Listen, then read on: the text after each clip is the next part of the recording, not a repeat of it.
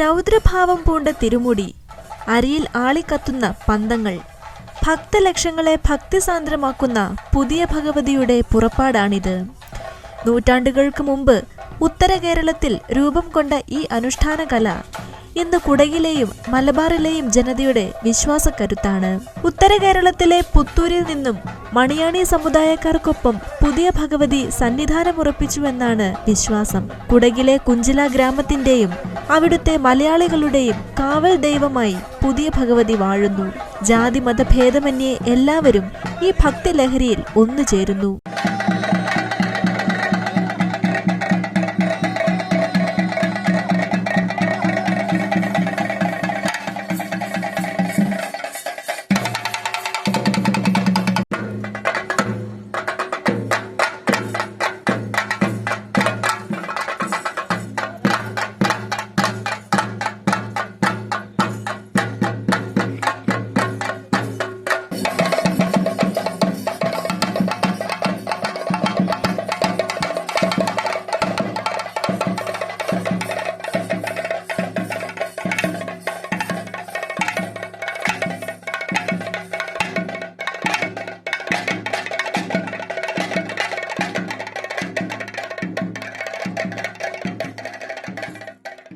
പുതിയൊരു ദേവി development trust എന്ന് പറയുന്ന ട്രസ്റ്റാണ് ഇവിടെ കൊണ്ടു നടത്തുന്നത്.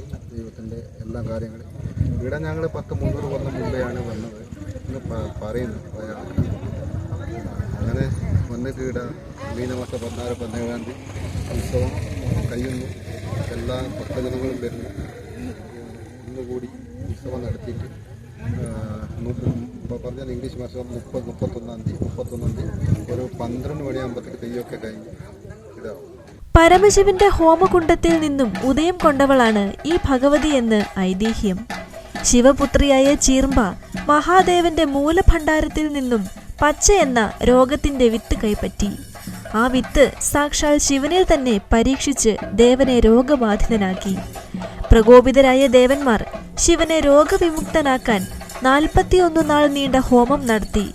ആ ഹോമകുണ്ടത്തിൽ നിന്നും ഉദയം ചെയ്ത പുതിയ ഭഗവതി മഹാദേവനെ രോഗവിമുക്തനാക്കിയെന്നാണ് പുരാവൃത്തം.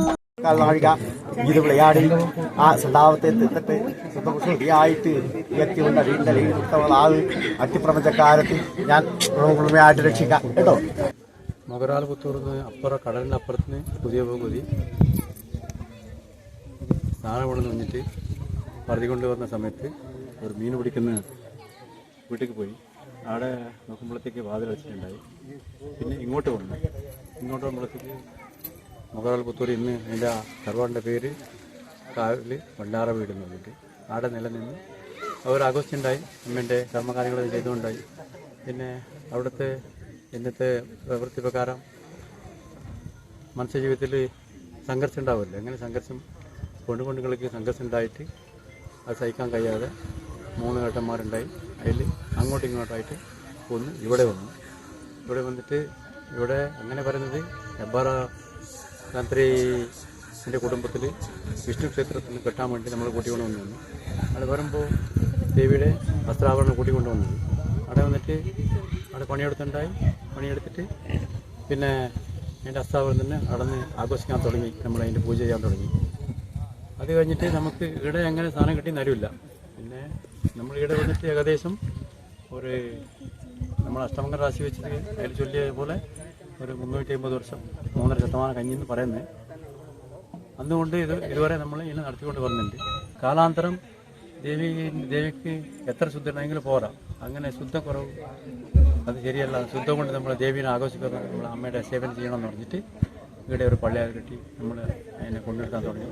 ഈ മാസം 16-ാം തീയതി. അത് എങ്ങനെ വന്നു കഴിഞ്ഞാൽ ഇപ്പോഴും വന്ന പോലെ പുതിയ ഭഗവതി പോയ കഥ പറഞ്ഞാൽ മഹാരാജ മന്ത്രികോൽപ്പണ്ട് ഈദ്ദത്തപ്പ് മഹാരാജ മന്ത്രികോൽപ്പണ്ട് വടക്കേ ഭാഗത്തിൽ പുത്തൂർമണിയോണയായി ഞാൻ അമ്മങ്കേരി സ്ഥാനം മുംബൈയിലുമായിട്ട് ഞാനും എൻ്റെ കുരിയോതി ഒക്കത്തക്കായി 2 കണ്ട കല്ലും 4 കണ്ട മരം കൊത്തി മുറിച്ച് ചങ്കുമുള്ളിട്ട് ഉറപ്പിച്ചു ശ്ലോകം. അങ്ങനെ ഇതുവരെ നമ്മൾ നടന്നുകൊണ്ട് വന്നിട്ടുണ്ട്. പിന്നെ ഇവിടെ തെയ്യത്തിൻ്റെ അത് നമ്മൾ കൊല്ലൻ്റെ കുട്ടന്മാർ മണിയാണിമാർ മാത്രം നടത്തുന്നത്. ഇവിടെ തെയ്യം എന്ന് പറഞ്ഞാൽ ആദ്യം ബീരൻ്റെ തോട്ടം, പിന്നെ പുതിയ തോട്ടം, പിന്നെ ആദ്യം പുതിയ തോട്ടം, പിന്നെ രണ്ടാമത്തെ ബീരൻ തോട്ടം, ബീരൻ ദേവൻ്റെ, മൂന്നാമത്തെ ബീരൻ ദേവൻ്റെ കോലം, അത് കഴിഞ്ഞിട്ട് വീരാളി ദേവൻ്റെ കോലം, അത് കഴിഞ്ഞിട്ട് പുതിയ ദേവൻ്റെ കോലം, അത് കഴിഞ്ഞിട്ട് ഭദ്രകാളിയമ്മൻ്റെ കോലം ഉണ്ട് ഇവിടെ. ഭദ്രകാളിയമ്മൻ്റെ കോലം കഴിഞ്ഞിട്ട് പിന്നെ പുതിയ ആ മാതാവിൻ്റെ പേരിൽ മനുഷ്യന്മാരിന് വന്ന് പല കഷ്ടങ്ങളെത്തിയും നമ്മളെ ഇഷ്ടത്തെ സിദ്ധിയാക്കാൻ വേണ്ടിയിട്ടും കാര്യം ജയകാറാക്കാൻ വേണ്ടിയിട്ടും. എക്സാമ്പിൾ എന്ന് പറഞ്ഞാൽ ഒരു പരീക്ഷയിൽ പാസ്സാവണം, ഒരു ജോലി വേണം, പിന്നെ നമുക്ക് സ്വത്തെടുക്കണം, ഇതിനെല്ലാം നമ്മളെ അമ്മ നമുക്ക് അനുമതി തരണം, ഒരാശ്വാസം വേണം എന്നിട്ട് അങ്ങനെ ആ പേരിൽ പോളി വിട്ടിട്ട് അത് പുതിയതിൻ്റെ വന്ന കഥയിൽ എങ്ങനെയുണ്ടെന്ന് പറഞ്ഞാൽ ശ്രീഭദ്രകാളിയമ്മനെ കൂടെ കൂട്ടിക്കൊണ്ട് വരുന്ന സമയത്തിൽ എൻ്റെ പേര് നിനക്കാണ് അതിൻ്റെ പ്രസാദം വെച്ചിട്ട് കളഞ്ഞു. ഇത്രയാണ് കഥ. കാവിൻ മുറ്റത്തൊരുക്കിയ അഗ്നികുണ്ഡത്തിന് മുകളിലൂടെ ഭഗവതി പ്രദക്ഷിണം വയ്ക്കുന്നു. നിവേദ്യമായി എത്തിയ കോഴിയെ ബലിയുറുത്ത് രക്തം പാനം ചെയ്യുന്നതോടെ ഭഗവതി ഭദ്രകാളിയായി മാറുന്നു. കുരുത്തോല കൊണ്ട് വിധാനിച്ച വട്ടമുടിയും വൃത്താകൃതിയിൽ കെട്ടിയ ഉടയുമാണ് ഭഗവതിയുടെ വേഷപ്പകർച്ച.